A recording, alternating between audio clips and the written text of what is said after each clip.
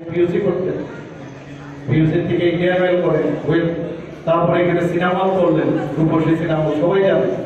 আর করবেন কি, cinema hall এমন বানালো, আমরা তো তখন ছোট এসে দেখতাম সে হারিকেন নিয়ে গ্যাসের লাইট নিয়ে বসে থাকতাম যখন সে এখানে তার গাঁথনি দেওয়া হচ্ছে।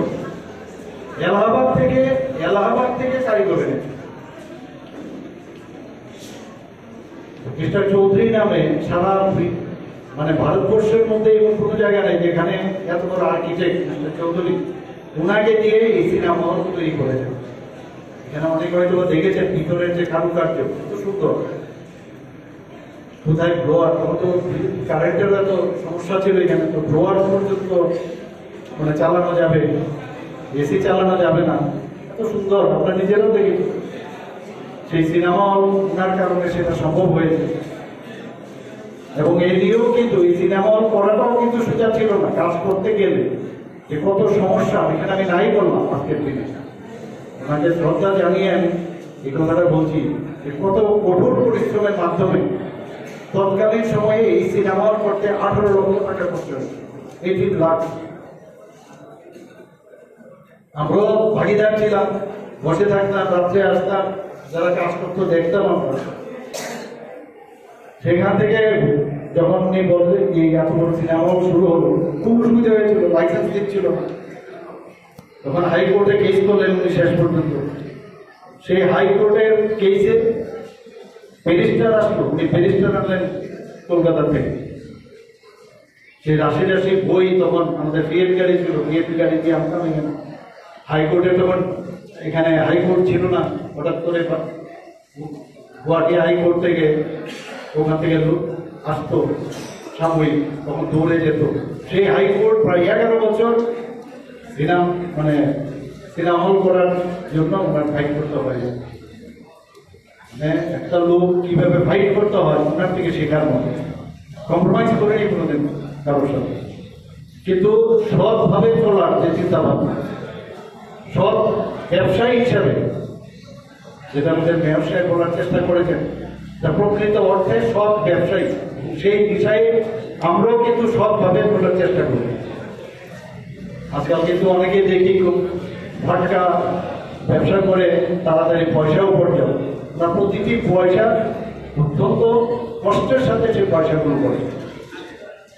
অনেকে বলে যে ওনার ছেলে মেয়েরা খুব সিলভার স্পুন দিয়ে জন্মগ্রহণ করে, কিন্তু কোনোদিন বুঝতে চায়নি যে আমাকে অনেকে জিজ্ঞেস করে, আপনি তো এত মানে বাড়ির পয়সাওয়ালা লোক এরকম। আমি মাঝে মাঝে বলি অনেকে, I am the poorest man of my richest father, অনেককে বলি, কারণ ব্যবসার দিকে আমি কোনোদিনই ঝুঁকিনি।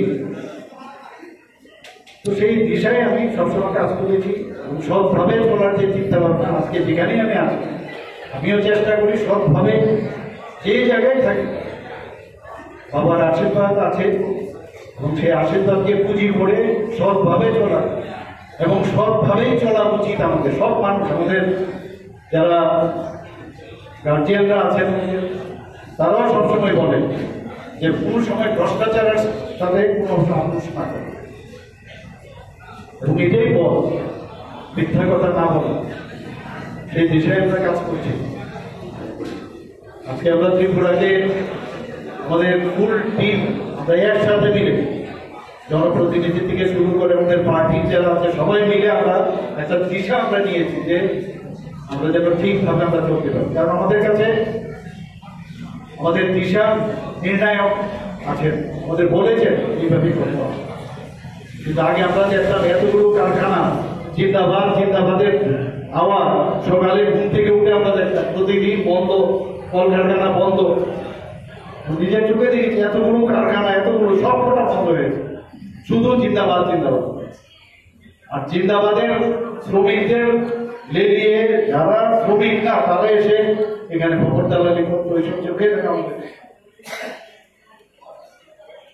এবং জিন্দাবাদ জিন্দাবাদ করে শুধু আমাদের না, সারা ত্রিপুরা যে আজকে আত্মনির্ভর করার কথা আমরা ভাবছি, সে আত্মনির্ভর তখনই ছিল, কিন্তু নষ্ট করে দিয়েছে এই বিদেশি মানসিকতা যারা আছে, সব সময় কুচকে দেওয়া। ইরিটেট করা, পয়সাকে টাকাকে সামনে রেখে ওদের দিদি যে তোমরা কাজ করো, মালিক গাড়ি চলে, গাড়ি হাতে, বড় বড় বিল্ডিং করে, সবকা সাথ সবকা বিকাশ, এই রাজনীতিটা আমরা কখনো শুনিনি। প্রধানমন্ত্রীজি আসার পর বলছে যে না, আমরা সবাই একসাথে, সবাইকে নিয়ে চলতে হবে,